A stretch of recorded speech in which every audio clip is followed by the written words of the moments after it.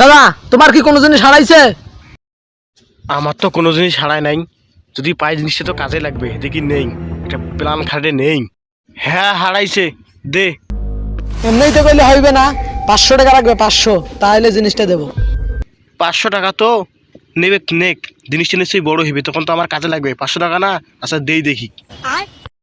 আচ্ছা 500 টাকা লাগবে তো নে, জিনিসটা তো আমার না।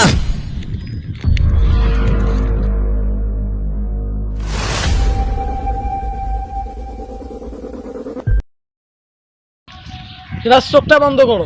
আরে চোখ বন্ধ মুখা, আমার চোখ খোলাই থাক না। আচ্ছা হোক, কইছো যাও, দে আমার জিনিসটা দে।